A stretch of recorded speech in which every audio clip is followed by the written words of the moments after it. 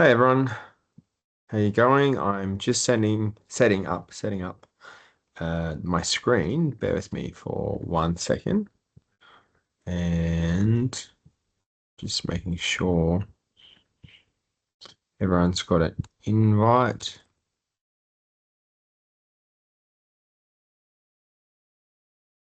A few people coming in, which is okay.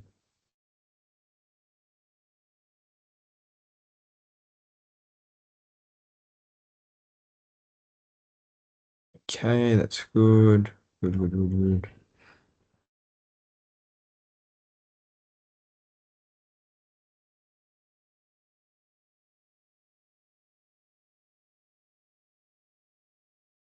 Excellent. I think pretty much everyone's here, so we'll get started. So what we're going to do, or what I'm going to do, is I'm doing 2 monthly sessions like this. On the second Wednesday of the month, which I believe is today, pretty sure it's the second Wednesday. Let me check I've got that right. So second Wednesday of the month, we'll do a AI scribe discussion. On the last Wednesday of the month, we're doing the clinic portal. So it's our document scanner, AI receptionist, a few other cool things like that as well. So just to split it up, so we've had a bit of feedback to say it's worthwhile going over the AI scribe. We've got a lot of features, and I'm going to show you those. So let me share my screen, and we'll go over quite a few of them. Oh yes, we've got questions. Excellent. If there's any questions, feel free to put them in the chat. What I'll do is I'll answer the question, show you how to do anything that you need to be done, and what I'll do is I'll come back. So I'll show you my screen and then come back to the answers and backwards and forwards, so on and so forth. So let me share my screen without further ado. Okay. Hopefully everyone can see that. Hopefully we can all see that. Yes, good, good, excellent. The first thing I want to show you is just how to do the BP integration. So the way that you do that is when you're in your scribe, you go down to settings, you go to BP integration, you put in your site ID. That is usually 4 or 5 numbers. So this is only with best practice 2, I should say. 4 or 5 numbers. You can get that when you first log into best practice on your in the lower left-hand corner of the login screen. When you type in your password, it'll say BP site ID. You just need to put that into here. Put your first name and last name exactly as it appears in best practice. This is probably the number one issue that we have. So the name has to be exact. It can't even be one capital out of place. Exactly. So if your name is misspelt in BP, so my name technically is actually just Jonathan Going. Sort of Casey is my second name. It's not my first name, but that's how I appear in best practice. So therefore, that's what I need to type in here because it's one of the ways that we match up with you. Now, that's all that you need to do other than put in your practice manager email. Sorry, I just bumped it. Practice manager email, I just put in myself, but put in your practice manager email because we just verify it. And then you provide a number. There will soon be another code that you'll get from BP. It's called a link to identifier. That isn't out yet. So if you hear about it or you see it, it's not currently out. Something that BP is putting in as another security precaution. It's a great idea. It just hasn't been fully implemented on best practice side. We've got it ready to go. But the only thing you need currently is your site ID and name. Now, in best practice, you need to enable us as an integrator. So we are a partner of best practice. We go through cybersecurity, blah, blah, blah. So you have to go to your setup, configuration, database, third-party access, and we're in the list there, along with things like HotDoc, AutoMed, so on and so forth. So we're there. So let's go on to the actual AI scribe part. What I wanted to show you was a few different things. So what I've done is let me give you a bit of an overview. So this will go through all the features. I'm going to try and move this over this side. All the features, etc., that we have in the application. So there's quite a few. So there's a lot to sort of take in. So as a starter, it is an AI scribe. So you can press start console and console. It'll record what you're saying, and it'll make a note. The note that you make can be changed. This is all of our templates that we have. So the template that I have is called problem list. There are a ton of different templates. You can edit the templates. I've got another video that's straight just on editing templates and improving them. But essentially, if you go edit template, you can change it. Editing your templates is really key to getting it precisely the way that you want it. We are adding a new feature that you probably can't see in your app yet, but I've got it here on mine, which is called personalizations. Essentially, what this will do is it'll detect any edits that you make to your note. So let me give you a demonstration.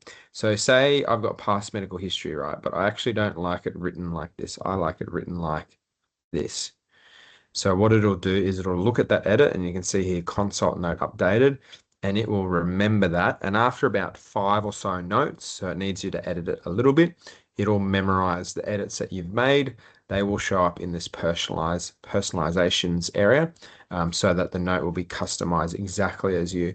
So even though the base template is problem list, it will change it such that instead of mental health, it is, MHX or whatever you want to do, or, past medical history, PMHX. So it applies very specific personalizations.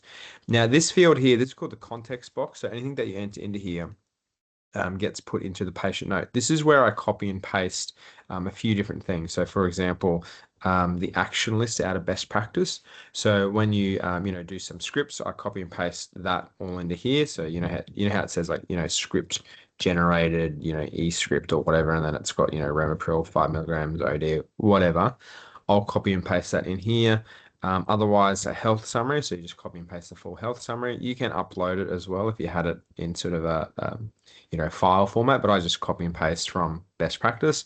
And then that creates a really specific, great note, great for care plans, health assessments, and things like this.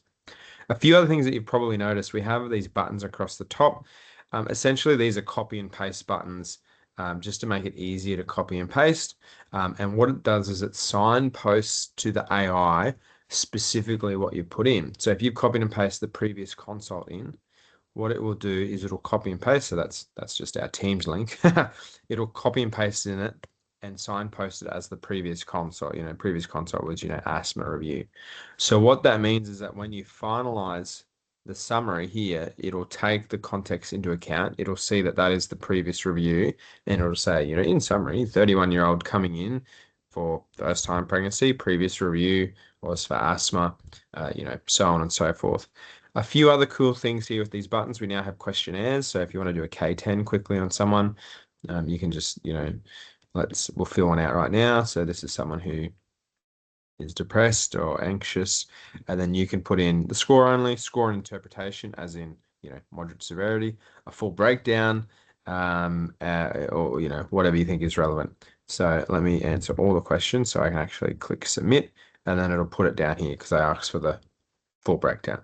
But if you only wanted half the breakdown or whatever, that's fine. So you got MSE, mini cogs, etc. The next thing that we're going to add into this, which is not quite there yet, but getting there as part of our pre-consult. So let me just quickly open up another tab so I can show you the pre-consult.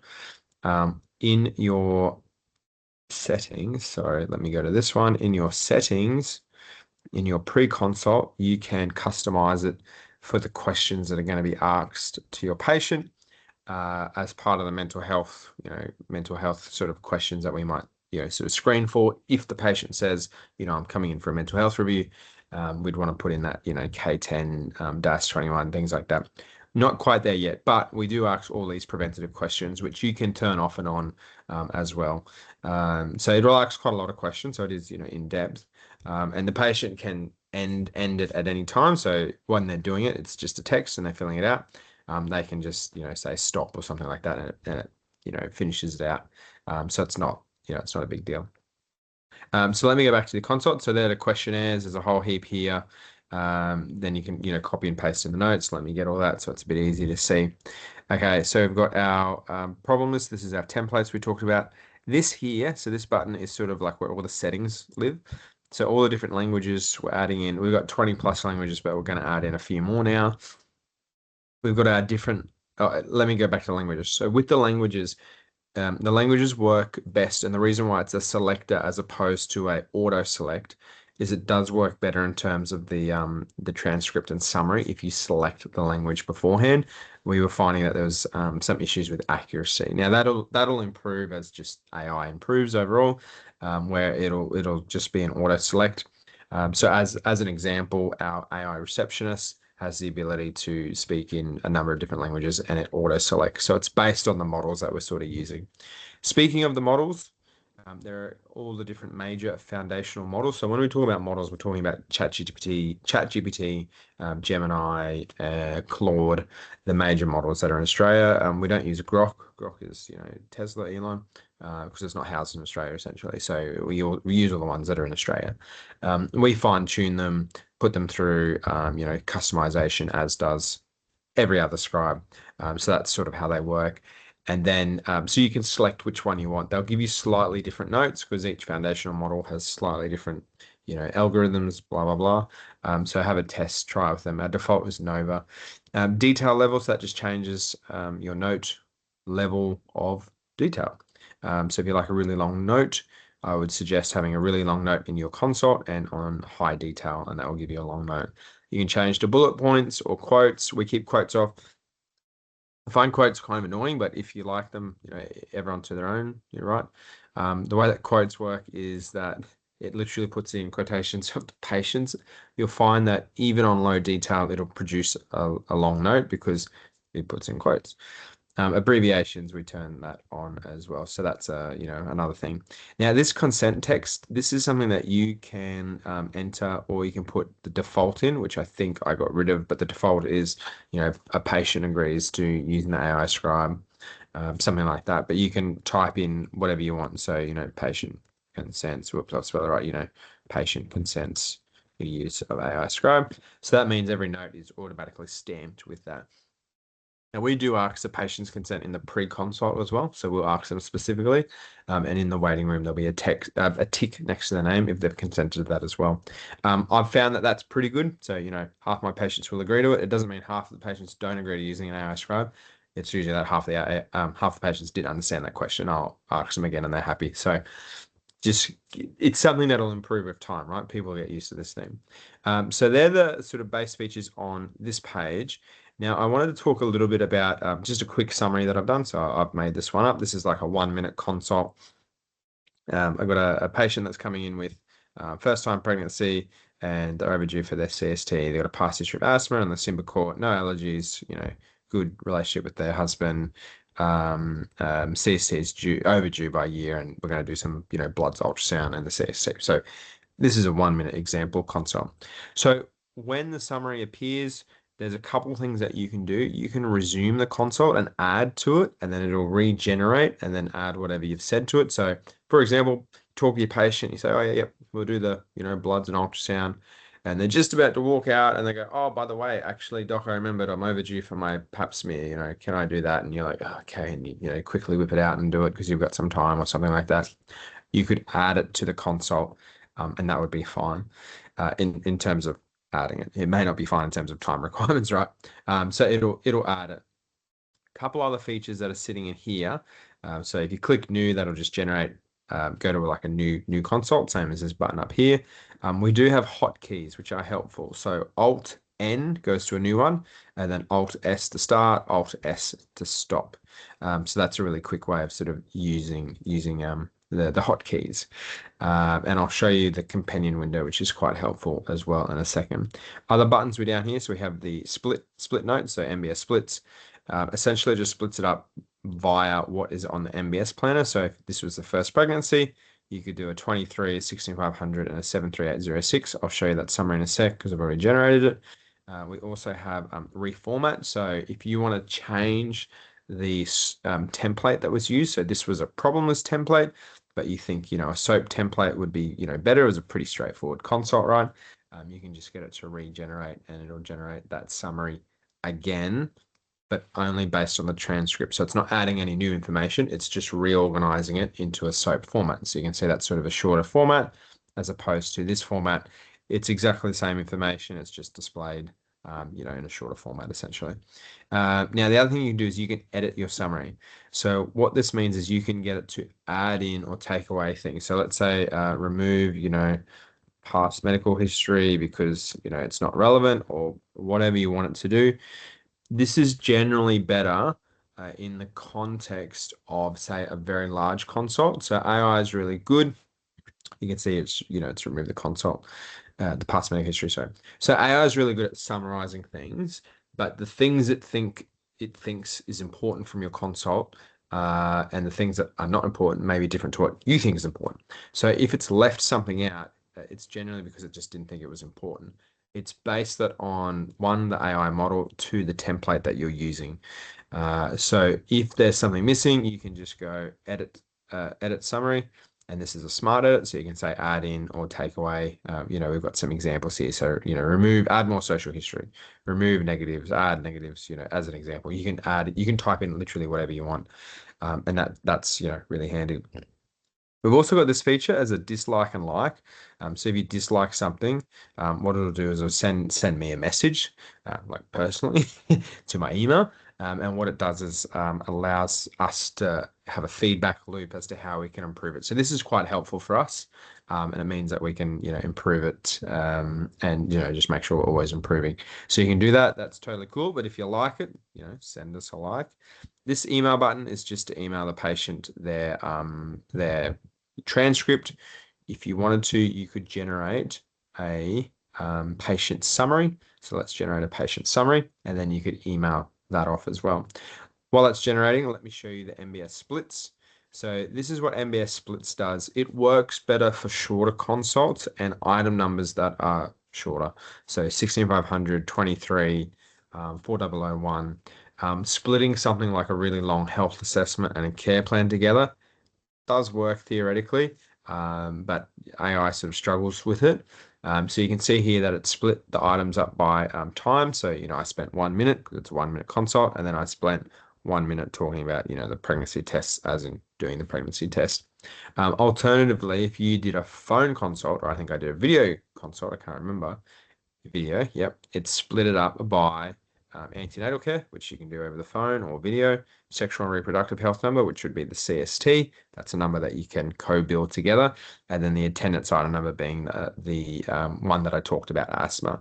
Now, on a side note, in the context of, a naughty word, revenue optimization, if you just wanted to private bill one of these item numbers, I would probably private bill, the antenatal care or the sexual and reproductive health, because everyone gets a triple bulk billing incentive on the level B.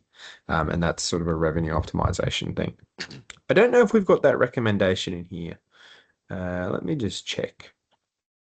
I should put that in here. So any of these codes, you can hover over them, and it'll show you a couple of different things. It'll show you like a little summary of the item numbers. So that's just, the different lengths, or, that it's an antenatal attendance, or that you can bill it as a first attendance, 23 plus 6500 plus 73806. I should put in here that tip, but anyway, that's fine. So this is the MBS planner. It'll show you available codes. And really it's a cross between available and recommended. So what that means is, if you're integrated to BP, it'll show you available codes in the context of, they're due for their care plan review.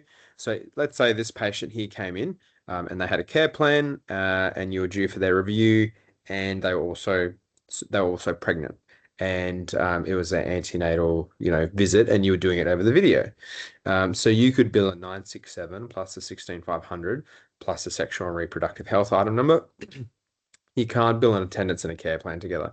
So if you did it on video, you'd probably, you can private bill whichever one you want, but you'd probably private bill your 16500 because it's going to have the least amount of sort of, out of pocket on the item, because it's only worth $40 as opposed to a care plan, which is $160. So the other thing that we do in the context of all that is that we do have a video available. So you can see down the bottom, you've got this video button. If you open it up, I've got videos on most of these codes that sort of just explain how to use them and how they work, just to give you an idea. 2-minute video, so it's a little bit of information, but hopefully it's helpful to you. Now, the other thing that we do is a compliance check. You can see here there's this shield. That means that we've got criteria in there, so you can check your compliance, meaning as in you've done everything in that code. Now, antenatal care doesn't actually have any sort of criteria other than the fact that they're pregnant and you're doing antenatal care. So that's an easy one. However, if you're doing, for example, a non-directed pregnancy, or maybe not that one, let me see if let's regenerate this and see if we can get a care planner. Well, here's another one, 16591. So if you're providing antenatal care over 28 weeks, there's a couple of criteria. So obviously got to be over 28 weeks. That's one. You got to do a mental health assessment. So when we say that, we mean a objective assessment. So something like a DAS 21K10, and then you have a screen for drug, alcohol, and DV. So they're sort of the requirements that are required as part of that. So that's just to help, try and be helpful. Their care plan has one, and it'll review and check compliance. And this is just another thing just to be helpful. You don't have to use it, but hopefully it's useful.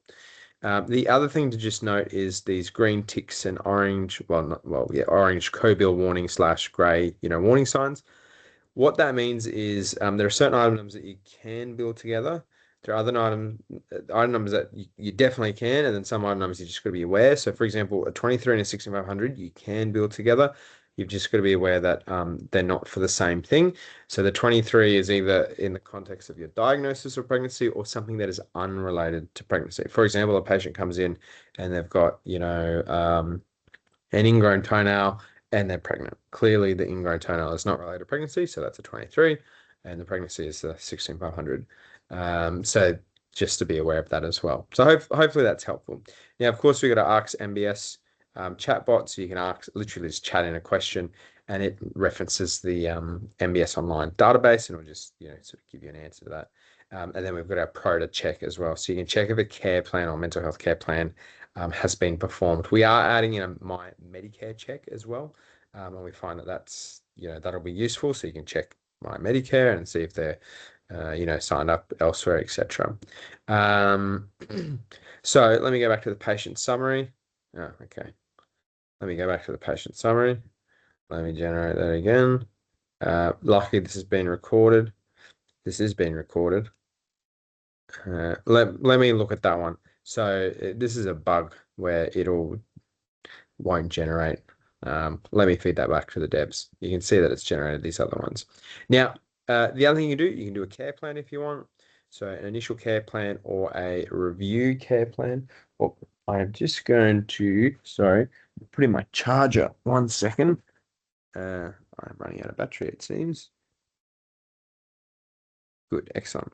So I'll show you what a care plan sort of looks like. You can do a care plan. Obviously, you're not going to do it for pregnancy, but you might do it for the asthma. You could do an initial, or you could do a review. A review will put your care plan goals that you might have mentioned in the context. So let's go to context and say we copied and pasted the previous goals, or your previous care plan. So the previous goals were reduce hospitalization because maybe this patient had been in hospital 3 times. So reduce hospitalization by starting on Symbicort and I don't know, doing some more exercise or something like that, starting swimming, whatever you think is a specific goal for the patient. So you go create care plan, your care plan review, and it just sort of automatically puts it in there. And then if we go asthma, it'll generate your care plan review and look at those goals that you mentioned in your context and put it as a comparison to say, okay, so this was your initial goal. So your diabetes was, you're aiming to get your diabetes under 7. The current diabetes is 7.5 or something like that. They haven't met their goals. So let it generate. Let me show you a few other things. So PBS authorities. So this is exactly like normal PBS, as in you can log in once, and then it'll stay logged in for usually about a week. Let me log in with what is my code? So, and once you're logged in, we show everything on the one page, which does make it a lot easier. Here we are. So you can see that you can put in the script number, your prescriber number, patient details. You can look for your favorite opioid. What is my favorite? Norseman. That's a good one. So you can search it just like anything else. If you have a really favorite, you can favorite it right here. That means that when you give out scripts in the future, we've got our favorited ones here. So you can just click on good old buprenorphine, put in your quantity of 4, your repeats of 2, 1 weekly, and your restriction code, etc., and generate the authority. So that is a lot quicker than sort of jumping into Proda all the time and, doing those sort of things. Now, a few other things that we've got here that I wanted to show you. So let's have a look at this is our consult. Care plan. Let me come back to that one.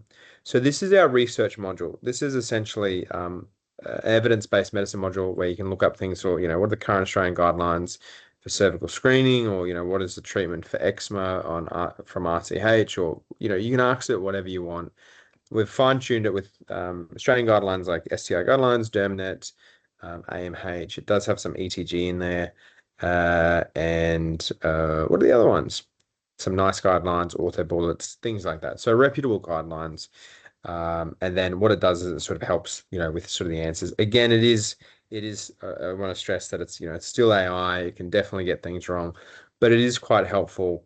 Helps with dosing and things like that. Now, one other thing that you can do with it, which is really interesting, you can get it to review your consult. So what I mean by that is, let's say this was, the consult that I did. I can copy it. I can say, can you review this consult and suggest what I can do better? And then you just copy it in, press enter, and essentially it'll summarize it and say, these are the things that you can do better. These are the blood tests that you would routinely order as a routine antenatal care. I was going to do a dating ultrasound. It also says, you could discuss, the lifestyle advice and vaccinations. So it's essentially reviewing and critiquing my consult and saying, areas for improvement, blah, blah, blah, and then providing some reference for that.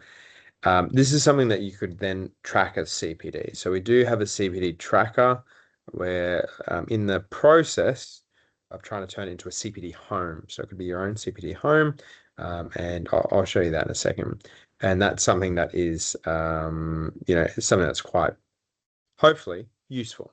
A lot of the education that we do is probably between patients, and therefore, if we can, capture it with this, log it automatically, I'm hoping that'll make it easier to, do what we do.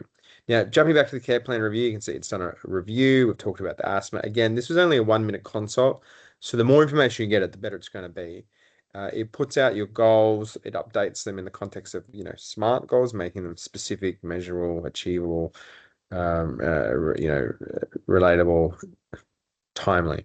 And then, hopefully it makes it easier for the patient. Now, I can see that this is a bit wordy, right? Like, would you give this to a patient? Maybe not. What you can do is you can create an infographic.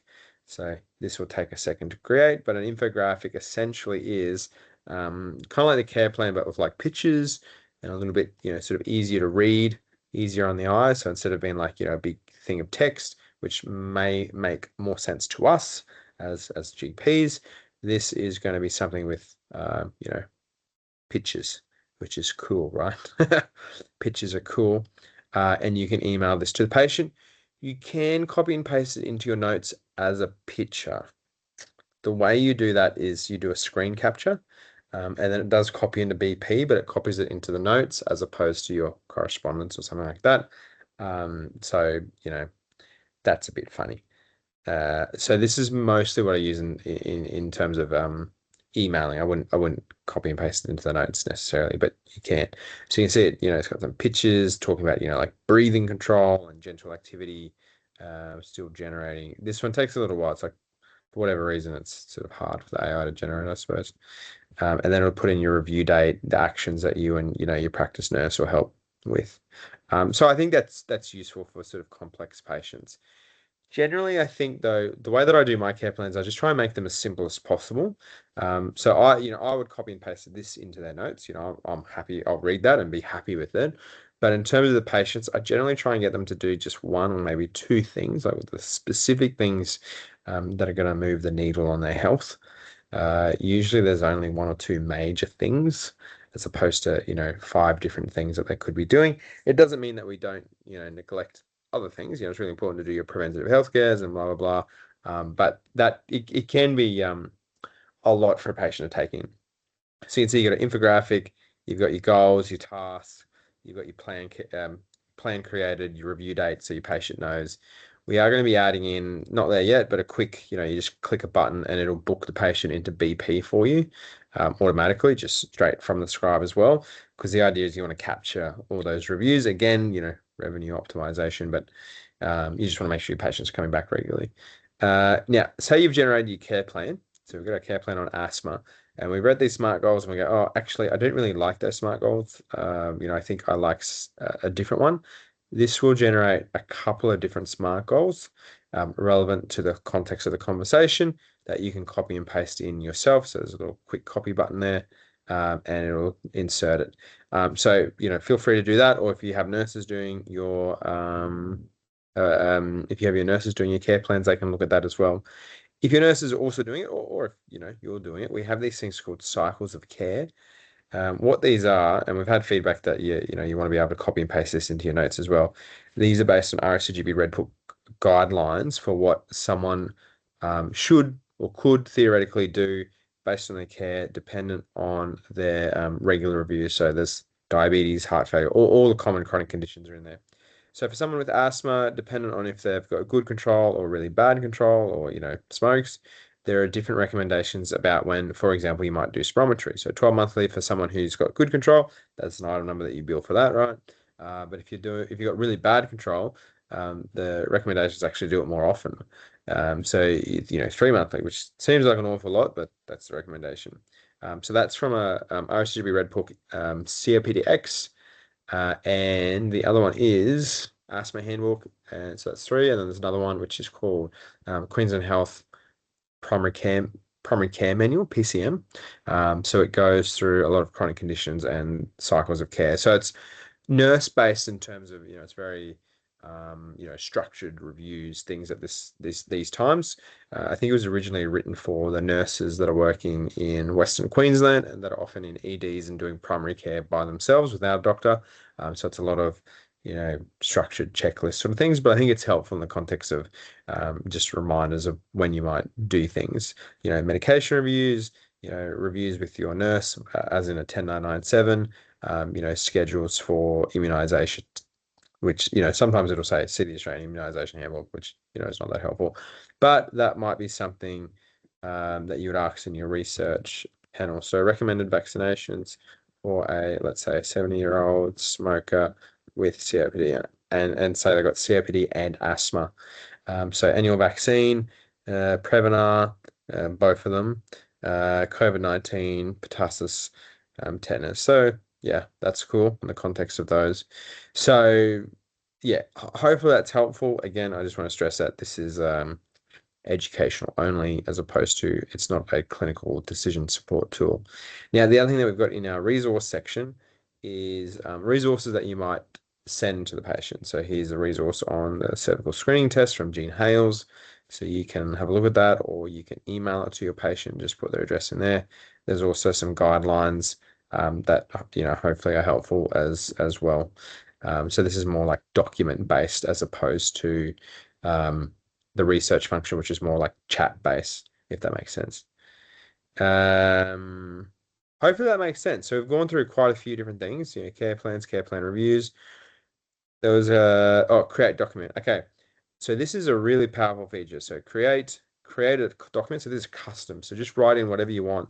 So write a letter in support of, public housing access. So let's do that. It'll take into context. So again, the more information that you give it, the better it is. I wrote a fantastic letter for a patient the other day, and the patient was like, wow, so quick. I'm like, yeah, because it just sort of generates from AI. And it'll take into context everything that you've said, take into context, the patient's condition, blah, blah, blah, whatever. So it's completely custom. So whatever you want to write in it, is useful. So it'll write all this.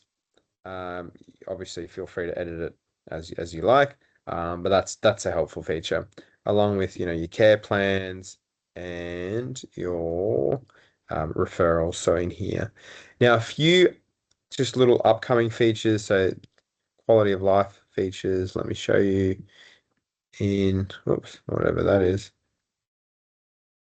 In here with our referral generator, we're adding in brief or detailed, so it sort of just changes the how large your letter is. You can add additional instructions. So for example, add in exam details, because you're referring off a fractured hand to an orthopedic surgeon or something like that. We've also got a specialist finder, so it's just based on your suburb and postcode, and we'll find specialists in your area. This is something that we're trying to work on to improve. Ideally, we want it to find specialists that have available appointments in your, in your area. Not quite working yet, but that's sort of coming just to make it easier for GPs. And let me show you the CPD tracker, which is here. So we're hopefully going to turn it into a CPD home. It will track your hours, your program level requirements, any sort of things that you've added in. You can upload an activity, you can do your development plan, and this would be the same as AMC in terms of meeting all your requirements. So save a bit of money on sort of memberships. Let me go and see if there are any questions. Hopefully you had sound. If not, let me know because I think everyone else can hear. So yeah, some screening questions. Why, when sometimes you have completed the consult and click on finish, does it go back to summarizing again? Can it then call next patient? So just to be aware, the reason why sometimes there can be confusion between, so let's just give you a demo. So you start consult, right? Well, I'll fast forward it. At 4 minutes, we do something called live summary. So we give you a live summary every couple of minutes, and 4 minutes is the first cutoff. So what it does is it'll generate a summary, which sometimes you can look at and go, oh, that's actually the final summary. I've done this before, but it's not actually. It's just the live summary up until that point. So you might copy and paste that summary into your notes and then go, new consult, but it actually summarizes that current consult because it hasn't finished the summary. The reason why we do that is if the notes don't generate, it will still have a live summary. So for example, your internet connection, drops out or something like that, at least you'll have, and you've done a 40-minute consult, it'll provide a summary at 37 minutes. So ideally you've only lost 3 minutes of, data. So that's the idea behind that, and the reason why sometimes it feels like it just generates when you click finish. What was the start and stop button? So that is Alt S to start, Alt S to stop. And let me show you the way that I use it on top of my best practice. So I'll have best practice on my screen and I will download our MBSPro Chrome extension, put it in overlay mode, and it will open as an always on top window. So I have my best practice in the background.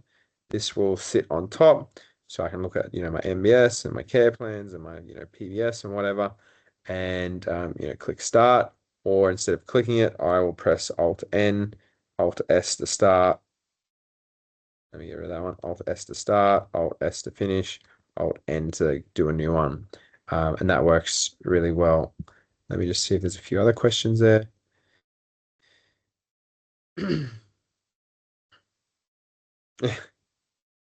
Yeah, so a few other questions. Hotkey, so yeah, Alt S to start, Alt S to stop, Alt N for a new one.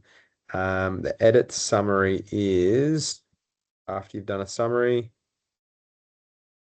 here, this little like pen here. So edit summary, and you can just tell it what you want it to do. That's our smart edit feature.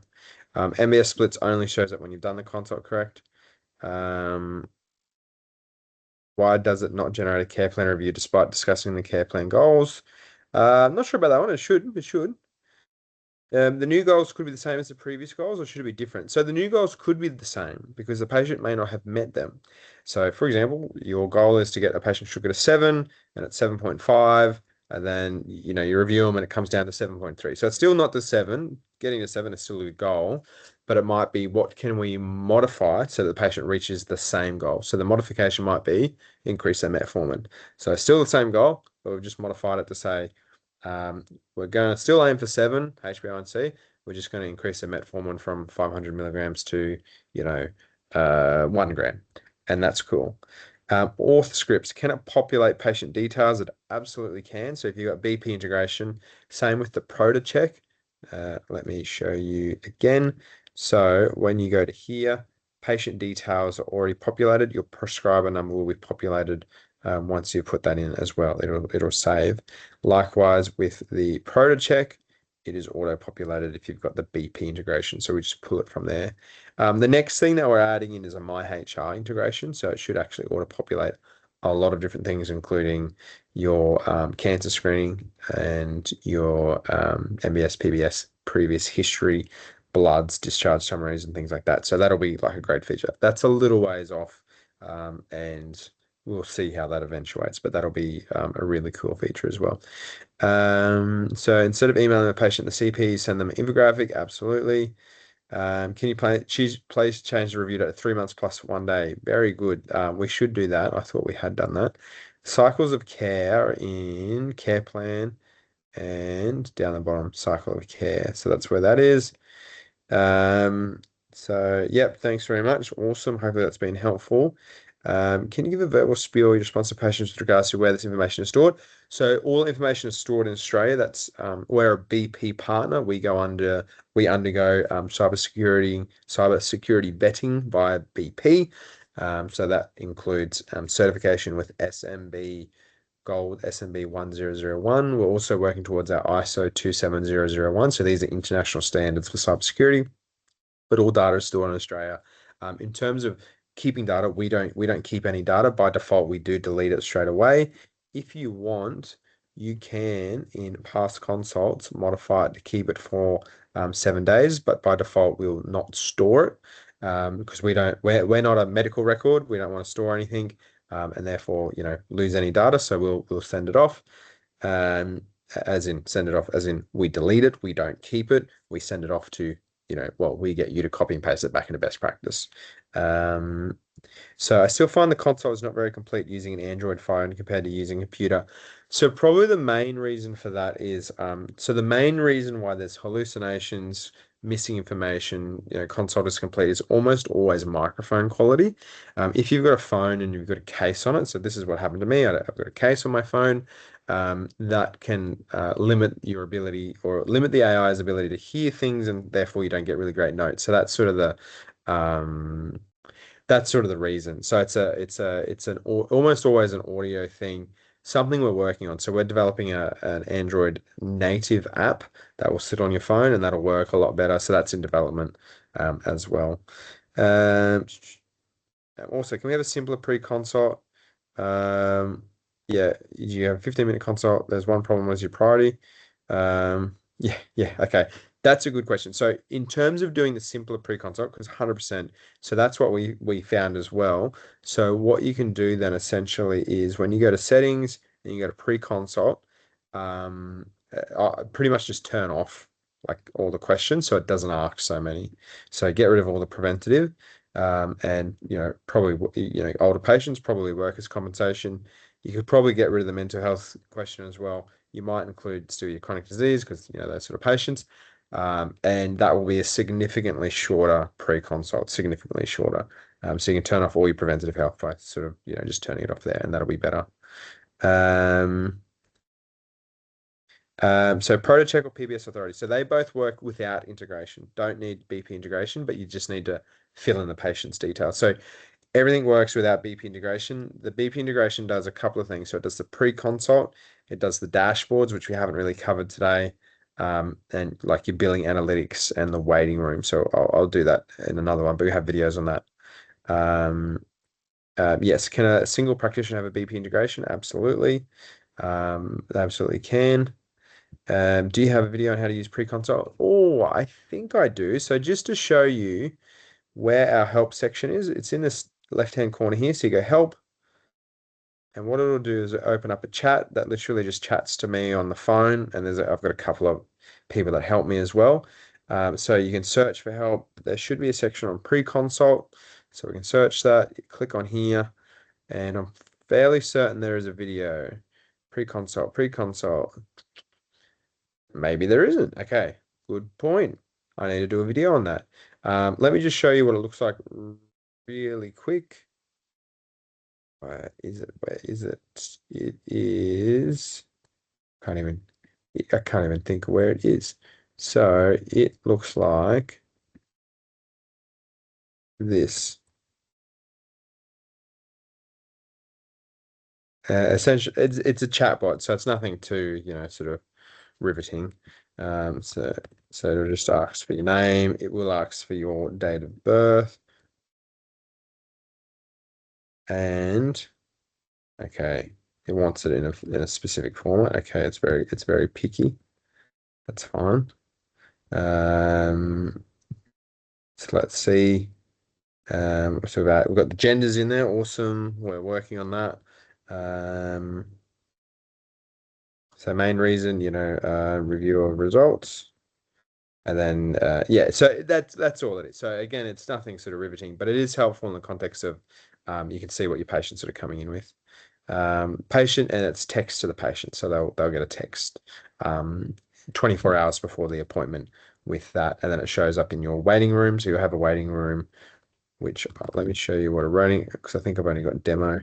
I've only got dummy patients that don't have any, so it'll show up and it'll look like this. So this is the waiting room. It'll show you like a little, this patient's coming in for a script request. They've got a lump on their foot. They think they might have a melanoma. You can see here there's a green tick because they've consented to the AI being used. And then that little timer is just saying that they're probably going to run overtime because we based it on the average appointments in BP. And it also shows you the item codes that are potentially eligible, or ones that are upcoming, care plan review in a week for this patient, or 7-1 over 75 health assessment in 5 months. So that's what it shows, yeah, in the waiting room. But I've got a video on that. What's this? Yeah, I've got a video on that, so I'll cover that one again in another one. How do you do the BP integration? Yeah, let the practice know because they have to do something on their end. You just go to settings, BP integration, put in your site ID, your name exactly as it appears in BP. You don't have to use a pairing code yet. That's coming in probably about a month or so. And then these details, and then go integrate, and it'll like look for the integration and set it up. So it's pretty straightforward. I've got a video in the help section as well. So you can go help. It'll open up here. You go BP integration because it's a very common question. And I've got a video that, well, video and pictures that sort of walk through how it works. So I think we've done pretty well. I think I've answered all the questions. Maybe we'll leave it at that. Anything else, shoot through a chat. Let me know if there's anything else that I can help with. We're trying to design this as a real, GP specific tool. We think we've got a lot of, great things coming together. So future things, CPD Home, My Medicare Check, My HR integration, and that should really, bring it all together. So I hope that's been helpful. Oh yes, last question. So all the recordings, just to let you know, all the recordings do go up to our help page, as in, sorry, this one here. So you click help, they go up here. And if you go to, not here, collections, and then you go down to Masterclass and live webinars. So that's all our videos there. There's been about 8 of them so far. So they were doing them monthly. Now we're doing them bi-monthly, twice a month. So they'll all be there with dates and sort of, what we went over in that month. So this one was on the PBS Authority waiting room dashboards. So yeah, have a look at those. Everything goes up there straight away, or they get uploaded to my YouTube as well. So which is just the link here. So hopefully that's been helpful. Appreciate your time. Thanks for coming, and we'll catch you in a couple of weeks. Send me any questions. Always happy to help out. All right. Thanks, everyone. Have a good rest of your night.